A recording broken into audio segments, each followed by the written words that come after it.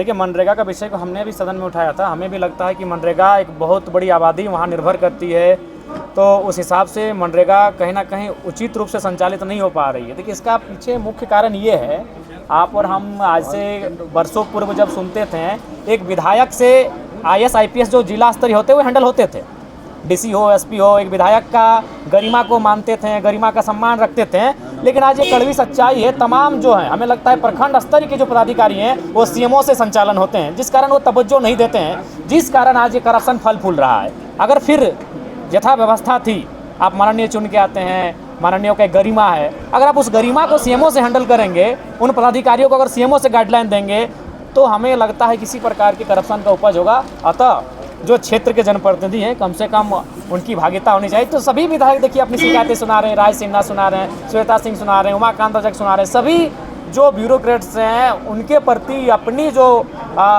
माने जवाबदेही है उसको कहीं ना कहीं बहुत किनारे कर दिया गया है। तो हमें लगता है मनरेगा हो चाहे अन्य विषय हो, जहाँ सरकारी दफ्तरों में इस प्रकार होता है, तो उसमें कहीं ना कहीं निरंकुश होते जा रहे हैं, जिसका ये परिणाम है। सटीक स्थानीय नीति मिलनी चाहिए जिससे ये परिभाषित हो सके, इस राज्य के मूल निवासी मूलवासी कौन है, ये परिभाषित होने की आवश्यकता है। अगर 25 वर्षों में भी परिभाषित नहीं हो पाएगी तो कहीं ना कहीं उसका फलाफल इस राज्य के निवासियों को नहीं मिल पाएगा। 1932 को लेकर बहुत मतभेद है। देखिए, मेरा मानना है कि देखिए 1932/1964 और एक कॉलम आप एक श्वेत पत्र जारी कर सकते हैं। श्वेत पत्र का तात्पर्य उन लोगों से होगा जो लोग ये कहते हैं कि हम कई वर्षों से इस भूभाग में बस गए हैं और इस भूभाग के अलावे हमारा किसी भूभाग से कोई संबंध नहीं है, लेकिन यह भूभाग हमारा मूल नहीं है।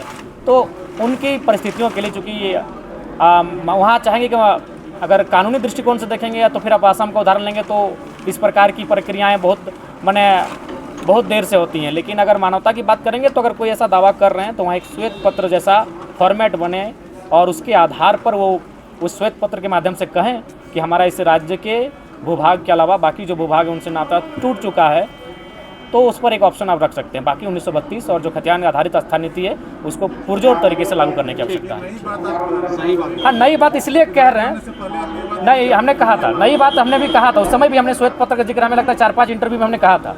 जी आप कहे थे इसका जिक्र हम 4-5 इंटरव्यू में श्वेत पत्र का हमने कहा था कि अगर कुछ लोग ऐसे हैं जो इस अब टूट चुके हैं, उनका नाता टूट चुका है, कई वर्षों से नहीं कई दशकों से यहाँ अगर रहते हैं, तो उसके लिए एक श्वेत पत्र का प्रावधान सामने आए।